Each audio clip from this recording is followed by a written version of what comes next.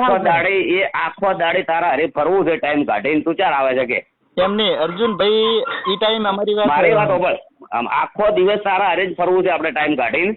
શું? ના તું ચાર આવે છે કે?